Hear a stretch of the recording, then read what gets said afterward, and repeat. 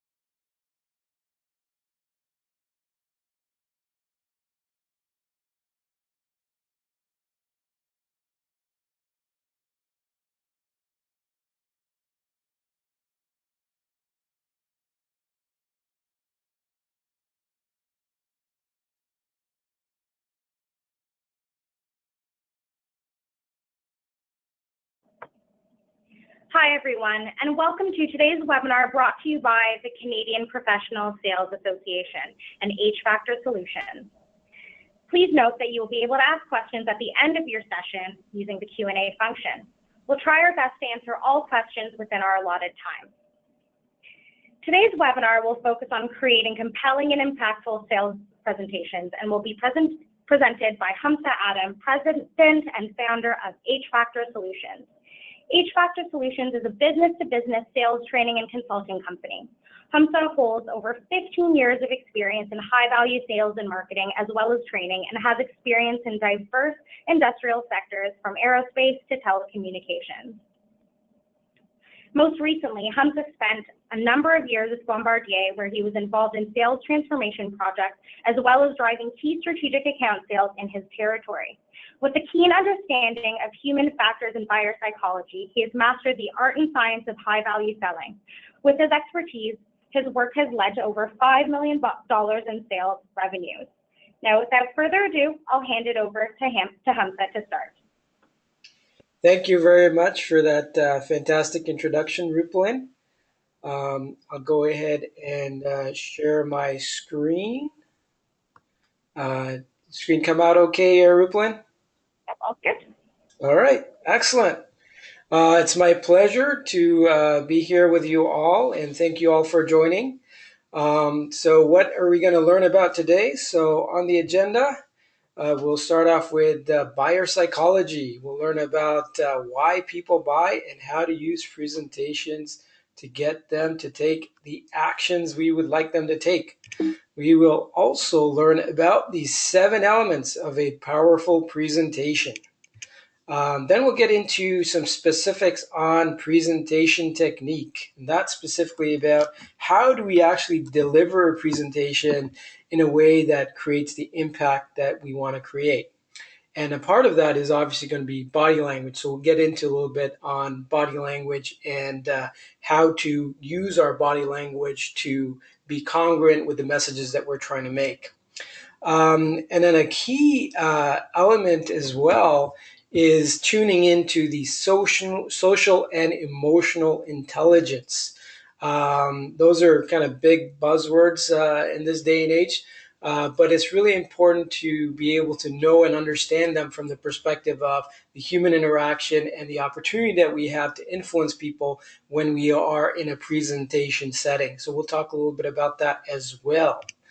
And finally, last but certainly not least, we'll talk about the close. So we're going to talk about how to close your presentation in a way that drives action. So this is all results oriented. We are trying to create actions. We're trying to create change, and we're using presentations as a vehicle to do that. So first of all, let me start off by telling you a little bit about my own journey into asking and answering the question, what makes a great presentation? So truth be told, when I first started making presentations, I would say a little over 2 decades ago, I would, by my standards today, I would say I was pretty mediocre. I was not very comfortable in terms of creating presentations or delivering presentations, and I was always worried about looking dumb in front of my audience. And the presentations I used to create way back then were really what I would call pretty horrible, to be nice to myself here. But yeah, basically, I struggled a lot with presentations. When I first started creating presentations, and I would have word slides that had paragraphs of words on them, and that's a big no-no, right? So for anyone who creates slides that have paragraphs of words for people to read, you definitely don't want to be doing that. So the turning point for me came when I joined this large manufacturing organization. And one of the first things when I joined, me and a colleague of mine who had joined around the same time, one of the first things they tasked us to do was they said, look, you look like a pretty smart guy. What we want you to do is we want you to go through our presentations and help us figure out what does good really look like? What does a good presentation really look like? And what makes a good presentation? You haven't been here long enough to be tainted by how we do things around here, and that's why we want to get your perspective, and we want you to do some research on this. And so that was the start of my journey into, presentations and what can you do with presentations and what does a good presentation really look like. And so what we did was we spent months looking at the internal presentations from years past and picking out, and then we also looked at the work of some of the experts in the area as well, people who've written books on the subject. And that was really kind of the catalyst for me to kind of learn as much as I could about doing great presentations. And one of the things that they had asked us to do as well was become, what are some of the best practices in demonstrating or showing the data? Because when I was working for this particular company, a big part of our presentation was presenting a business case, which involved looking at financial aspects of making $100 million decisions. And so a big part of it was, what kinds of charts should we be using? How should we be displaying our data or showing our data in our presentations? So that was, that was one of the areas of focus of our best practices research. And I can tell you that was just the start of it. So over the years beyond then, I basically did a lot of research as well from some of the other experts in the presentation field, people like Nancy Duarte, who has written some excellent books and does some great work, books like Resonate and Slideology. Gar Reynolds wrote a great book called Presentation Zen. That's one I highly recommend as well. Gene Zelazny wrote a book called Say It with Charts, a great book about figuring out what charts to use. Stephen Few has written a great book, really thick book called Show Me the Numbers. And that's a good one if you're interested in learning about how to kind of display data as you present. And so this was really the culmination of kind of what helped me turn myself around in terms of my presentations. And I went from somebody who was scared of giving presentations to somebody who is totally ecstatic about giving presentations, to the extent that people, when they see me present, they come up to me and say, "Wow, that was amazing. You were totally in your element." I even remember one time when I was kind of attending a day-long series of presentations for a prospect that we had brought up to our manufacturing facility. We had a bunch of different divisions giving presentations, and during a break, he actually came over to me and said, "When are you presenting? I'm looking forward to it." Right, and that was because he had previously seen me present, and I had him at that last presentation. I had him enthralled. He was practically at the edge of his seat, just waiting to hear what I had to say next. And so that was my transformation. And what I want to do today is I want to help you with what I learned through my years of research and my years of trial and error.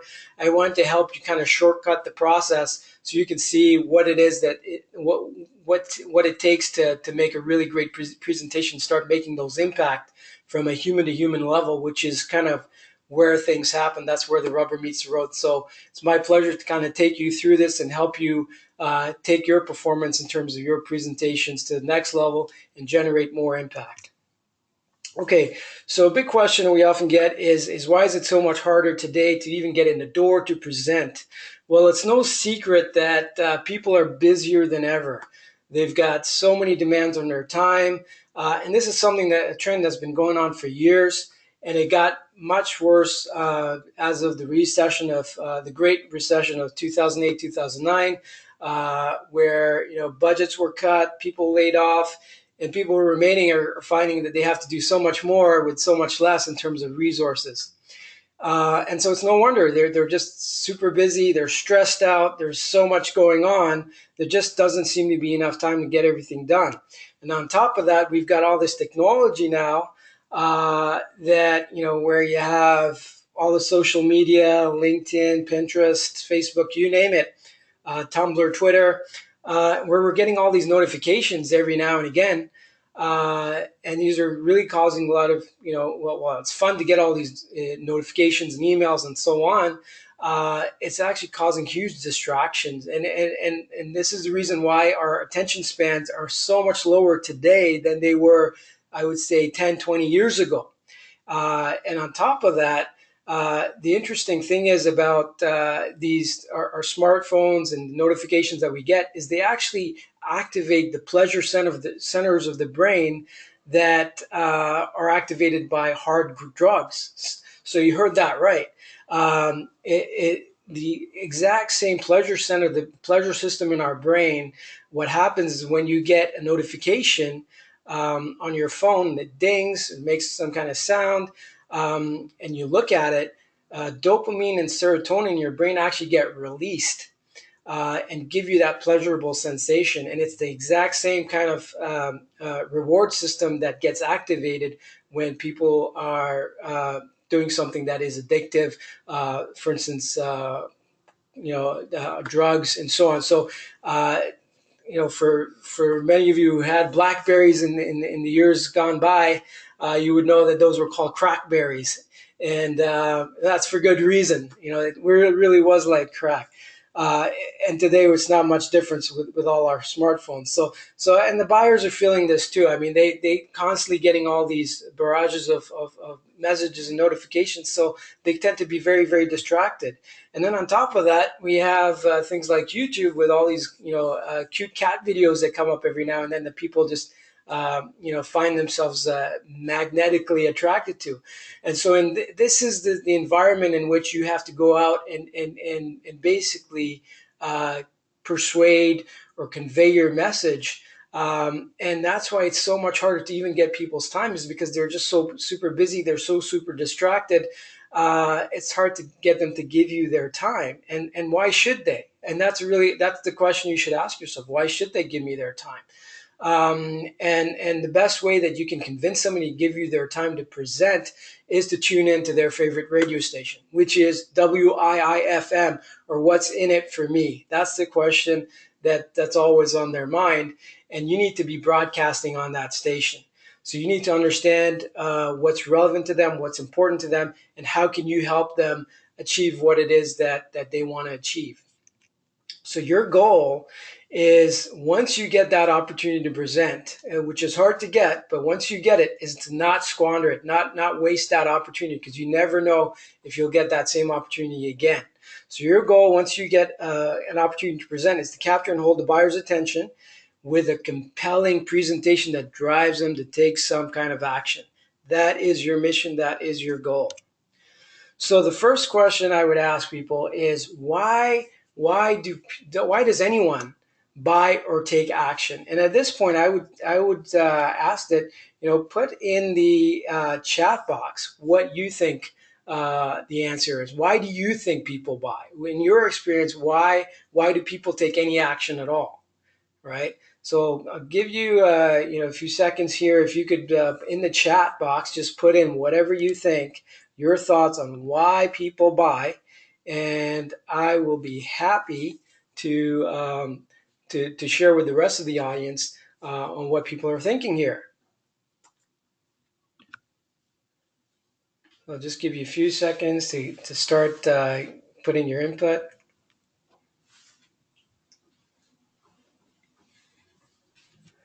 Okay, great. So one thing that often comes out, a lot of people say, well, they buy because, or they take an action because they're told to. Somebody's asked them to do something, their boss or their significant other. Yes, and that's a good reason too. And then there are lots of other reasons people come up with. They want status. The people who buy things, they're trying to achieve some kind of status, and that's true too. People, want to be seen, to be, to identify with a certain group, or perhaps want to be seen as part of the elite crowd, and so on. And that's all very, very true. But what it comes down to, the researchers have shown, is it all boils down to two main reasons. One is people want to either take away some kind of pain that they're experiencing, or secondly, they want to achieve some kind of gain. So there's some kind of gain that they want that they don't yet have, some kind of result that they want, that they want to achieve, right? And I'm seeing some of your thoughts here, like emotional response, pain relief. You're very much right on. That's exactly along the lines of what researchers have found when they studied this, is that there's two primary motivations, right? And there are some researchers, Daniel Kahneman and Amos Tversky, who've written done some really great research. And interestingly, what they found is that people are more than twice as sensitive to pain than they are to gain. That's to say, if there's something that causes them a certain amount of pleasure, right, they will respond twice as much to that same level of pain than they would to that level of pleasure, right? And that's kind of why a lot of pharmaceutical ads are so effective, is because they tune into the pain, those feelings of discomfort, the feelings of unhappiness, right? And so that's what you want to also be thinking about as you structure your presentations, is what is the pain of my audience, and how can I help them see a solution that will help them alleviate that pain, right? But the point being is there are two main motivations. It's either take away pain or achieve some kind of gain. So the next point that I want to make here is we need to understand how people decide, because ultimately when we are presenting to them, we want them to take some kind of action, so that we want them to decide to do something. And so it pays to know how the brain actually works in terms of when we make decisions. So the brain actually, it's a super amazing organ in terms of how it functions. And despite the millennia of evolution, what researchers have actually found is that the brain is actually an emotionally biased organ. So it is driven by emotion, right? So emotion is actually what causes us to act, right? And what they've actually found is that your subconscious brain has already made a decision to take an action before your conscious brain is even aware of that decision, right? Which if you think about it, it seems a little bit scary, but that's exactly what happens with our brains. Is it's very much emotionally biased, and when you're talking to people, it's the lizard, what's called the lizard brain, or the reptilian brain, that is constantly looking for cues as to, do I trust this person or do I not trust this person? Is this going to be good for me, or is this going to be bad for me, right?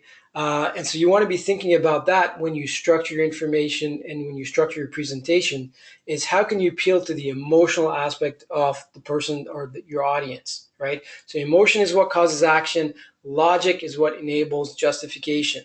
So very often what you'll find is that people will have already made the decision to take a certain action, but only later will they come up with the justifications for why they made that decision. For instance, people who go out and buy something like a car, right? You spend a significant amount of time and energy looking for a good car, and they might even have spreadsheets or a list of features that they want, and how they'll compare one car to another.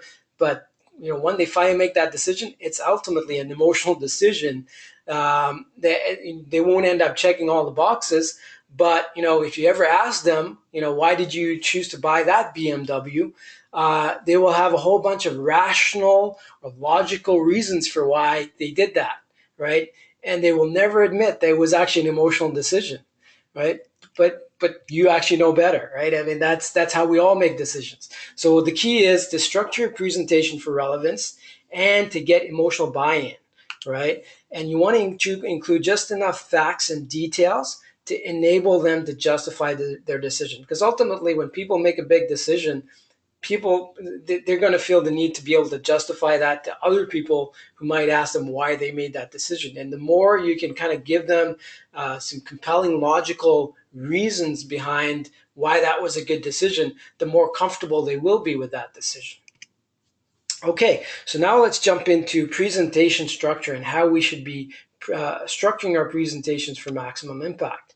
So these are the 7 elements that you want to have in your presentations to make them really powerful and to make them stand out.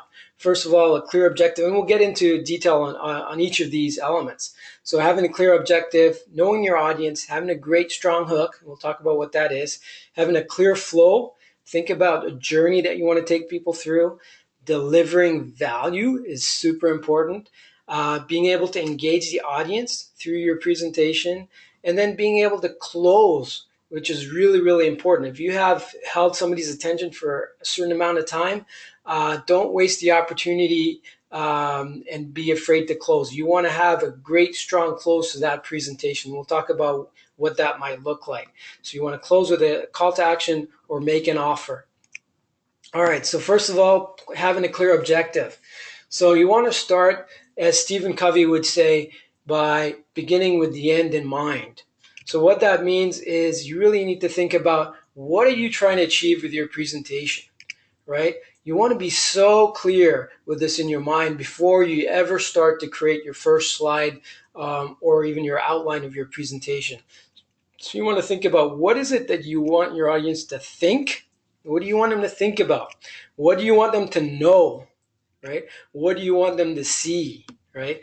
The brain is hugely attuned to the visual modality, right? There is roughly 25% of the neurons in our brain are actually dedicated to processing visual information. So you definitely want to make your presentations very, very visual, and perhaps even use props as well. So think about what you want them to see and what do you want them to feel. Again, this goes back to how people decide and how people behave. It's based on emotion. It's based on feeling. You want to appeal to what's called the limbic brain, right? The part of the brain that has sensations, has feelings. So think about, what do you want people to feel as you're going through that presentation, right? And ultimately, what do you want them to do, right? So everything that you put into that presentation should lead ultimately to what you want them to do, right? So you definitely want to think about that as you start to even germinate the whole the whole title or the whole focus of your presentation. Secondly, you want to know your audience. So that means your content has to be super relevant. It has to be really, really relevant. Like I said earlier, people are so distracted today. There's so many things that are pressuring their time. They have shorter attention spans than I would say even a goldfish does today. And that makes it your job even more challenging. And so the way to cut through the clutter is to be relevant, right? And how are you going to be relevant? You need to know what are their challenges. You need to do your research. You need to understand what are their frustration. What's frustrating them. What is it that's causing them pain, right? Again, tuning into the pain, right? What are they trying to do that they can't do right now, and that if they could do would alleviate, the pressure that they're feeling and the pain they're feeling, right? What are their goals? What are they trying to reach? What are they being held accountable for? And who are they being held accountable to, right? So the more you know the answers to all these questions, the more relevant you can make your presentation. And the more relevant you make your presentation, the more likely it is that they'll actually pay attention to your presentation. And the more likely they are to pay attention to your presentation, the more likely they will to actually take some action at the end of your presentation, right? So that's why it's super, super important to know your audience, right? Thirdly, you want to have a strong hook, right? And this needs to come across in your title and in your opening. So what is a strong hook? Well, the whole point of a strong hook is to capture their attention and generate interest in what it is that you will be talking about, right? You want to give them a reason to listen to you, watch and hear what it is that you have to say, right? Here's some examples. So how to double your market share without doubling your sales force, right? Now, if you're speaking to somebody in an organization, a senior decision maker who is responsible for growing market share, who is responsible for sales, and if you are able to tell them with credibility that you know of a way to double their market share without increasing their spend, without having to hire a whole bunch more salespeople that they have to manage, well, they might very well be very interested in hearing what you have to say, right? Another example is 5 ways to drive customer loyalty through the roof. Well, everybody wants loyal customers, but what's the holy grail? How do I get there? How do I do that, right? What's the latest and greatest in customer loyalty, right? And if you can convey that, yeah, you have great information to share with them that's relevant to them, that'll help them do what it is they're trying to do, chances are they're going to be hooked. Next, you want to have a clear flow in your presentation. So you want to think about creating an experiential journey, right? So as you're creating an outline, and I highly recommend you don't start off by firing up PowerPoint or Keynote or whatever application you use to create your slides. I highly recommend you take a piece of paper and create an outline of what it is that you're going to be talking about, what it is you're going to be showing them. And think about the flow. So how you'll get from point A to point B to point C and so on, right? That's what you want to be thinking about, because you really want to make it flow like a journey, right? So you want to think about what are the things you want them to see, what are the things they're going to learn, what are the things that they're going to discover along the way. And these are the things that you might want to put in your agenda slide and say, here are the things, as I did with this presentation, that said, here are the things you're going to learn today, right? So that it gives people who have an interest in that a reason to stick around and pay attention right till the end, right? Next, you also want to make sure you're delivering value. So what you want to do there is you want to demonstrate your 3 to 5 core messages in ways that add value.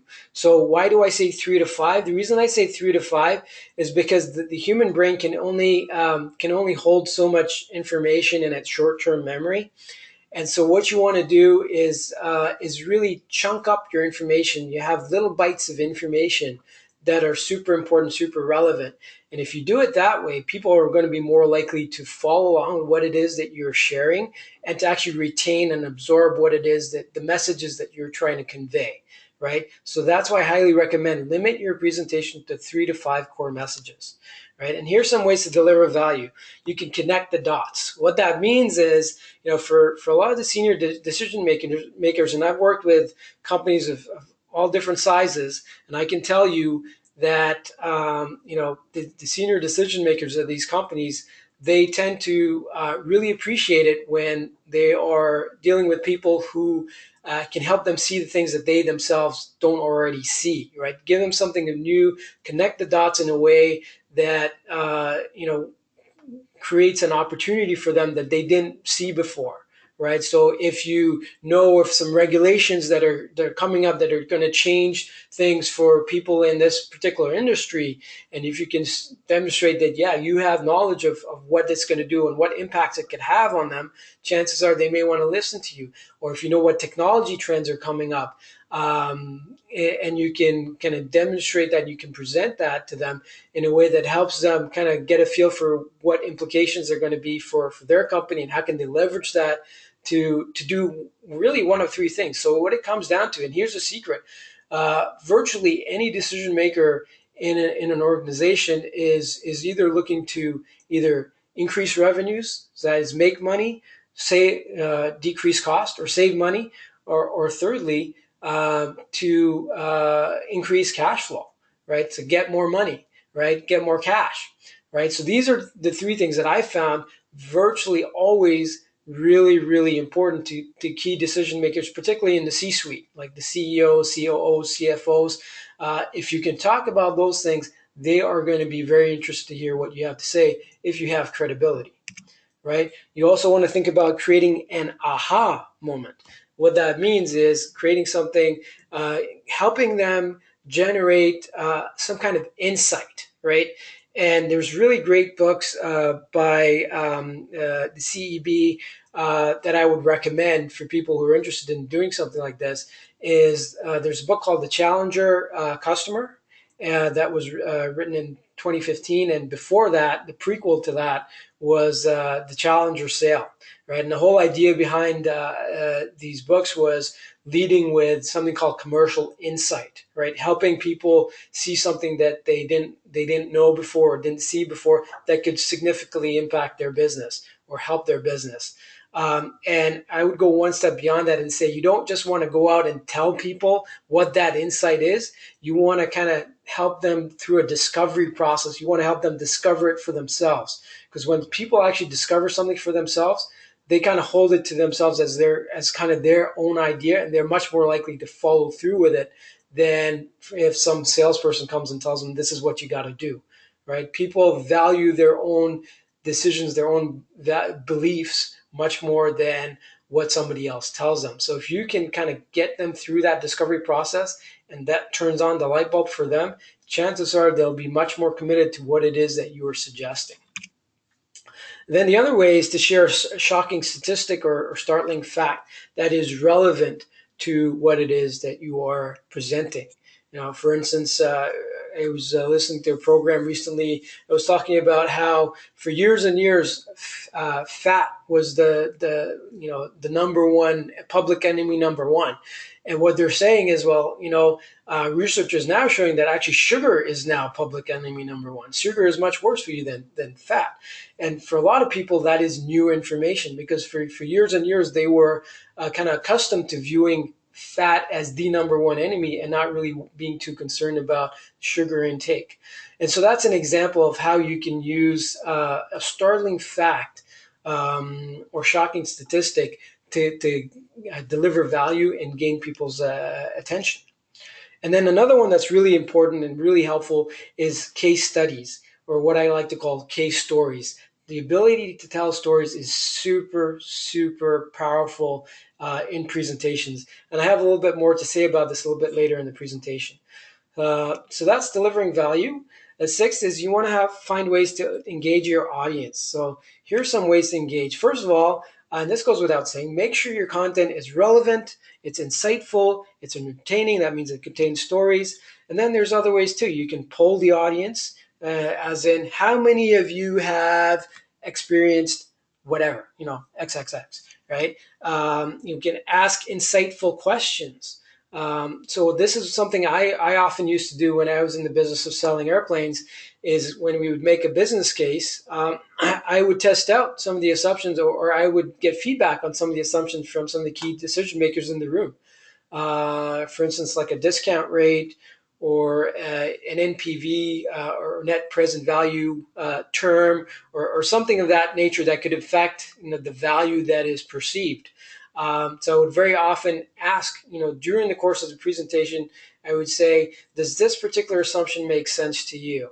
Right? Or what do you think is a more reasonable value? Or how does that sound to you? Right? So getting people engaged so that it's not just a one-way, flow of information. Try and make it a more of a dialogue, right? If you can. Now, obviously, this depends on the size of your audience, so you want to think about that, right? And then seventhly, you want to close with a call to action. So you want to think about, what is it that I want them to do, right? What is the action that I want them to take? Ultimately, what you want people to do is really change their behavior. So either they're not doing something now, you want them to do something. Either they're not buying from you now, you want them to buy from you, or they're buying from somebody else now, and you want them to buy from your particular company. So there's some kind of change that you want them to make. You want them to commit to do X, whatever X is. You want them to try your product or agree to do a demo, or you want them to ultimately buy your product. So you want to think about that and where you are in your sales process and what is the good next logical commitment that you can get them to make to kind of move them forward in your sales process. And the sales presentation is a way to kind of do that. It's a tool that you should be using in your sales process to move the ball along. All right, so those are the 7 elements. Now let's talk a little bit about presentation, design, and delivery technique. All right, so here's some things, through trial and error, I found that really the best slide design is a very simple, very straightforward slide design that has a title at the top, and that's the title or your key point, that's where you make your key point or your key or core message. And that's what you'll say when you bring up the slide. That is the key point that you're going to say, right? And then the content underneath that title, the main body of the slide, should have some kind of show element. That is to say, support for your key point or your message. So if it's a chart, could be a chart that kind of illustrates the data points that you looked at, or an interesting graphic, right? So these are the things that you want to think about to make sure that whatever you show in the body of your content, it aligns with what you said or the statement that you've made up top in your title. It should be a supporting element of your title, right? And then optionally, you can also have a slide takeaway, what I call a slide takeaway. And what that is it's just simply a short line that just kind of re-emphasizes the key point that you're trying to make. So you're not repeating your slide title, but you're just re-emphasizing a point in a bit of a different way. And that is something that I would use conservatively. I wouldn't put it in every single slide, but for some key slides where I'm making a really important point, I would very often have a slide takeaway for that slide. So this is a really good kind of best practice to use as you're building your presentations, as you're building your slides. Some design tips do include visuals. Again, the brain is very, very visual and tends to want to have something to look at. Support your points with facts and data, right? Especially if you're dealing with people who are higher up in the organization that tend to like or tend to want to see the data behind the assertions that you're making and the claims that you're making. And limit yourself to 1 key point per slide. Very often people I've seen a lot of presentations and decks where people put everything on, they put like 20 points on the slide in hopes, it's just like throwing spaghetti at the wall and hoping that something sticks. Well, very often nothing sticks, right? You just overwhelm people with too much information and they just ignore your slide. Right, so you definitely want to avoid wordy slides. Again, no paragraphs. You want to avoid busy slides, and you want to avoid having too much animation. Very often what I find is when people first start learning about how to use animation in PowerPoint or Keynote, they go overboard. They start having things flying in from here, twisting around from there, and it can be very, very distracting. So you want to be very, very careful about how you're using that animation, and you only use it in a way to help you emphasize a point and really add a little bit of oomph to your presentation, but not take away and not detract from the key points that you're trying to make, right? And then when you actually present, you want to make sure that you're presenting with these three things: PPC, or purpose, passion, and conviction, right? And make sure that you are confident about what it is that you're presenting, and that you have that conviction. Because if people are very perceptive. If they sense that you don't really believe in what it is that you're trying to sell them on, or you're trying to get them to buy in on, they'll be like, well, if you don't believe it, why should I believe it? Right? So it's really, really important to come across and show that you are passionate and that you have conviction about what it is that you are talking about. And then you want to really support all your key points with powerful stories. As you can see, what Chris Brogan says is it's really how we learn best. And if you look through millennia, that the oral tradition has been how human beings for really forever have been, basically conveying information and sharing information and retaining information is really through stories, right? And so if you want people to kind of retain your messages, embed them in stories. That's really going to be the best way to give life to your messages.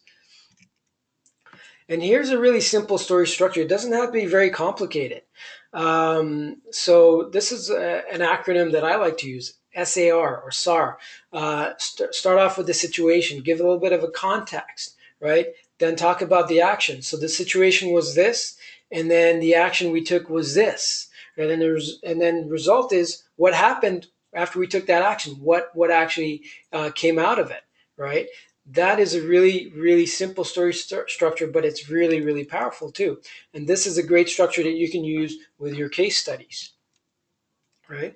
And then add in some of these elements to give it a little bit more spice, right? Make it more powerful. Metaphors like a David versus Goliath matchup, analogies, facts and data, emotion, surprise, and then sensory elements, right?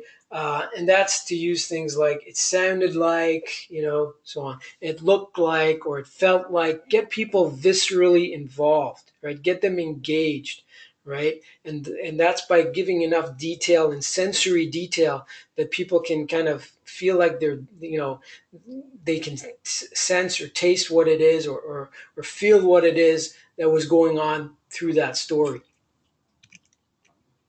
Now we come to body language. So very often people, when they're getting out to present, they're not sure what to do with their bodies, right? And so here are some suggestions. So first off, have an open body posture. So that's legs roughly shoulder width apart. Don't walk around too much when you're presenting. One technique I know that people use is to walk from one point to another as they make a point and stop at the new spot when they're making their next point. You could certainly do that, but it has to be, any movement that you have should be with purpose, right? If it's not with purpose, it's just distracting, right? If you're somebody who is comfortable making eye contact, then certainly do that. I know some people are uncomfortable, and it's kind of difficult for them to kind of relay what they're trying to say when they're looking at people. But for people who are comfortable making eye contact, I certainly recommend it. Try and make eye contact with multiple people in the room, one at a time. And that's to say, don't just focus on who you think is the most senior decision maker, because very often nowadays decisions are being made by committees, and there are other people who tend to be involved in these decisions that may be in the room. And if they get the sense that you don't really care to connect with them, or not really interested to see that they're engaged, they may get turned off. So just keep that in mind. And then observe listeners' reactions and adjust accordingly. So what that means is that watch what the reactions you're getting are. If people are kind of leaning forward, that'll tell you that they're kind of engaged. If people are basically looking at their watches or starting to check their phones, that's a signal that you're starting to lose them. So you might want to pick up the pace a little bit and get to the good stuff. And then people always wonder, where should I put my hands? And very often when somebody comes up in front of other people, they tend to put their hands in front of their groin. And that's just a natural defense pose. But that's, you need to kind of retrain yourself to not feel so vulnerable when you're in front of a crowd, and that's what it is our natural body reaction is we have that feeling of vulnerableness, and so we tend to come in with a little bit of a closed posture and put our hands kind of in front of our groins. But what you want to train yourself to do is kind of keep your hands by your side, and better yet, actually use your hands for gestures. And I find that's really, really effective and keeps people engaged. And then importantly, smile, right? Show people that you enjoy being there. Show people that at appropriate points in your presentation, when something's going well, actually smile, right? And we have mirror neurons in our brain that when somebody smiles at us, we tend to want to smile back. And that's a great way to kind of create connection throughout your presentation. So don't forget to smile. All right. And then the last point I make on this is remember that you are the presentation. The slides are there to support you, but you are ultimately the presentation, right? So keep that in mind. You're the one who's supposed to be up there building that credibility, building that relationship, conveying that value, educating, right? You are the presentation. The slides are just the backdrop. They're just your support. Okay, so now very briefly, we'll get into social and emotional intelligence, right? So what do we mean by emotional intelligence? Now, Daniel Goleman wrote a really fantastic book all about emotional intelligence. And I highly recommend you read that if you haven't already. So what I consider to be emotional intelligence is really knowing yourself, knowing how do you react to stress, and being emotionally self-aware, right? So for instance, if you're in a presentation setting, if you're about to give a presentation, it's very common to be to feel a little stressed, to have butterflies in your belly, and to be a bit uncomfortable. But don't let that overwhelm you, right? Because that's going to come across in your presentation. So that's really important to know. And then to have an empathic sense, to have that empathy and connection with the audience, right? That's really, really important, right? And then in terms of social intelligence on the other spectrum, that is knowing others and knowing what's going on in the social setting. So think about socially acceptable behaviors. What are the environmental effects? That includes lighting, that includes positioning, where people are located at in the room, and then think about herd mentality, right? So this is the idea of generally the most senior person in the room, if their head's nodding, the other people who kind of report to that person, their heads will be nodding too. So you got to think about that as well. That there's a bit of herd mentality that tends to happen. But if you keep those in mind as you work through your presentation, you will connect with your audience better, and you will control your emotions better, especially if you get challenged with disruptors or people who perhaps may not want to go along with what it is that you're saying, and they may want to disrupt your presentation with certain kinds of questions. So you want to be aware of that as well. All right, and think about behavioral triggers and the things people say that could cause other people to react in a certain way, and could also, or the things that you say that could cause negative reactions.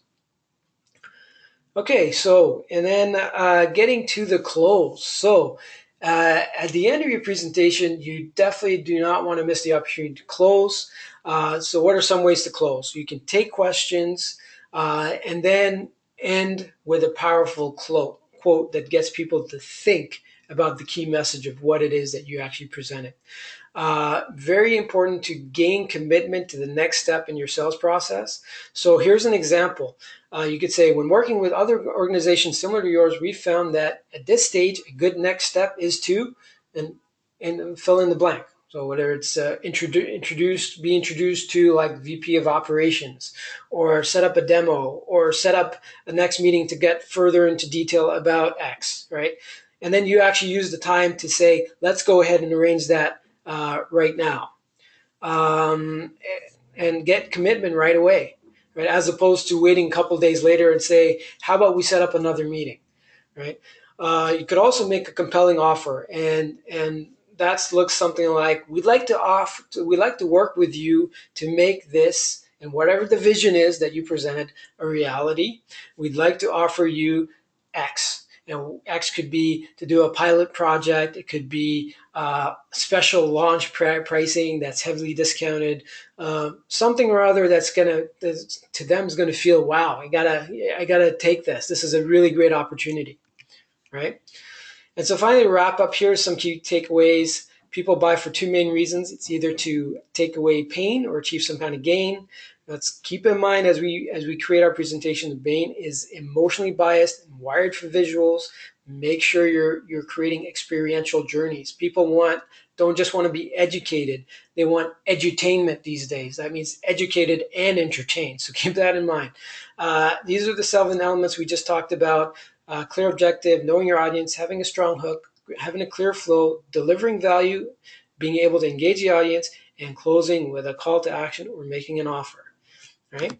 And make sure that you make your presentation count. Don't ever forget about the close. You want to close powerfully and derive commitment, because ultimately that is going to be the measure of a successful presentation. Did they take an action or did they not take an action? And with that, I will be happy to turn it over to Rupalin. Rupalin, do we have any questions? We'd be happy to take questions right now. And up on the screen, you have my contact information. Happy to answer any questions that you have even after the session as well. So you can feel free to reach out to me. Does anyone have any questions? Any questions coming up, Rupalin? Yeah, for sure. At this point, we'd like to take just a few minutes to take a couple questions from the audience.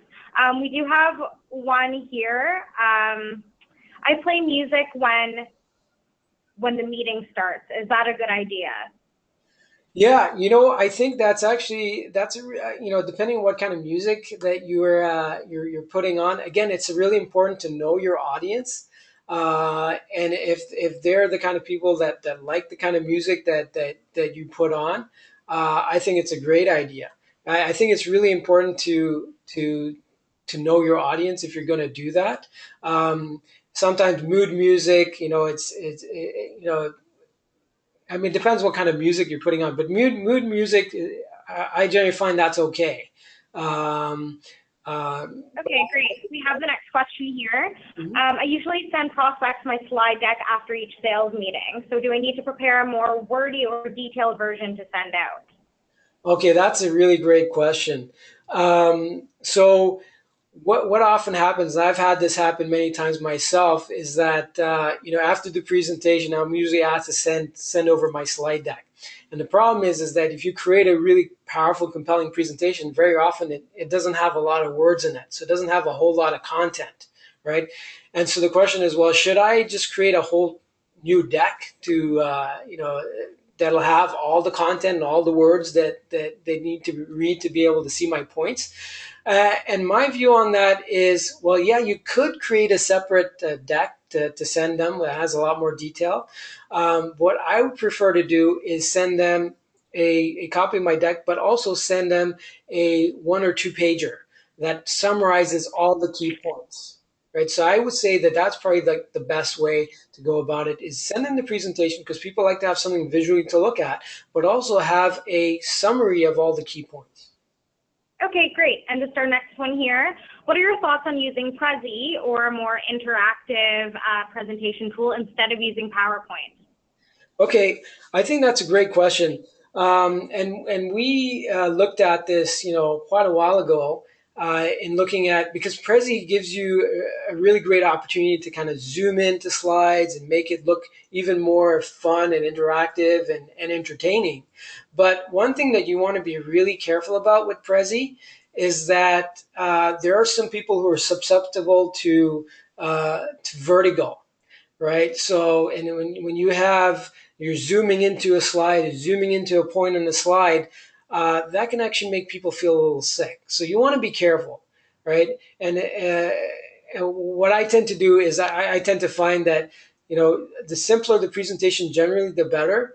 But if you've used Prezi before and you find that people really appreciate it, that people really getting something from it, people really kind of like those kind of effects, then certainly continue to use it. Again, it all depends on your audience. But all I'd say, I'd just caution you, just be careful, because there are some people who are more susceptible to vertigo and feeling dizzy when those kinds of effects happen. So just keep that in mind. Okay, and do you use any handouts during or after the presentation? Okay, handouts. Okay, that can be a bit of a touchy subject, because some people like to give out handouts before, and some people like to give them out after. My view on that is that you don't want to put anything in front of them that's going to distract them. I had a situation one time where I was giving a really important presentation, and one of the people in my group taken the liberty to create copies and put a copy at everyone's spot.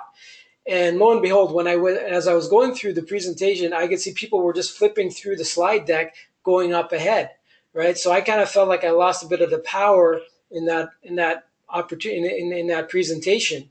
I certainly didn't feel like I had the impact that I wanted to have. And so what I would recommend in that case is that if you're going to give out a handout, make sure it doesn't have all your slides on it. Make sure if you're doing a workshop or something, that it's something that's delivered at the appropriate time when they need to be able to work on it. Because otherwise people are going to get distracted. And what you want in a presentation is you want people to be focused on you and what you're presenting, not on anything else. So my recommendation is, if you want to give a handout at the end of the presentation, or at the appropriate time, if you're going to be doing some kind of workshop exercise or something. Great. How many slides is too many slides we have? Okay, that's a good question. What I would recommend is it kind of depends on your style. I've seen slide decks with over 100 slides that could be done in half an hour, right? So it depends on what kind of slides you have. If they're picture slides, then and if you're not going to spend a lot of time on those slides, then it's okay. Then those will go pretty fast. If it's depending on your style, like what I like to do as a rule of thumb for myself is I look at the amount of time I want to take with my presentation, right? And I take that number. So let's say if it's an hour, then I'll cut that in half, and I'll say, okay, 30. So that'll give me the number of slides. So I'll say roughly 30 slides. So that gives me roughly 2 minutes per slide. And you want to think about getting the audience engagement, any questions that you'll have, and adjust accordingly. But as a rule of thumb, that's kind of like how I like to do it, so that I don't end up having way too many slides that I don't end up getting to. Because the problem when you have way too many slides is that people start to get a little bit bored, and thinking, when is this ever going to end, right? And you don't want that to be the case. So again, it just depends on what it is, that some of the key things that you want to cover, whether you have pictures or certain other kinds of content. Just make sure that you're tuned to the audience. Great, and I think our last question here, a really good question. What are the best font sizes and fonts to use for good visualization and reading in a PowerPoint? Okay, what I like to use, and this can come down to personal preference, but typically what I've found has worked best is to not use a font size less than 28 point font size. Because you really need to think about the room that you're going to be in, how far people are going to be away from the screen. So generally, the bigger the better, and particularly if you have baby boomers in your audience who are starting to need reading glasses, or many of them already do need reading glasses, then you want to make sure that your font is big, so they don't have to squint to try and read the information. You try to make people work too hard, very often they won't work at all, right? So very often they'll just tune out. So generally, I wouldn't go below 28 point. So to the extent possible, try and keep your font sizes as big as possible. But then again, it depends on the situational aspects and how big your room is, and how far back people are going to be. Great answer. And then our very last one here, what type of items go into the closing slide? what type of items go into the closing slide. What type of content goes into the closing slide? Okay. So in terms of content that goes into the closing slide, so you can do it different ways. So you can close with, here's my wrap up, right? So here's a summary of every, the key points that we talked about. That could be a great closing slide. But beyond that, I would say not all the content that you're going to deliver has to be on the slide. So beyond the whatever your summary is, the question that you're going to ask them is, I think it's a good idea to do X. Can we go ahead and arrange that now? Right? You don't put that in a slide, right? You could put next steps as a closing, as kind of a closing slide, and talk to it, right? So that's kind of your cue to say, what do we think a good, reasonable next step is going to be, right? So so to summarize, you could, as a closing slide, you could either just summarize your key content from your presentation, and then lead up to any questions, and then let's secure a next meeting or whatever it is that you want them to do, or you could just have a slide that simply says, thank you for your time and attention. Let's turn now to, we've covered all this. Now let's turn now to what we feel are good next steps, and just have next steps be that slide. So that's another way you could do it. Great, thank you so much. So on behalf of the CPSA, we'd like to thank our host, Humsa, and our audience for attending today's webinar. Should you have any questions, please contact us at salessuccess@cpsa.com. And for those of you who are asking about a video copy of this webinar, please stay tuned, as this will be emailed out shortly. Thanks so much, everybody, and enjoy the rest of your day. Thank you, everyone.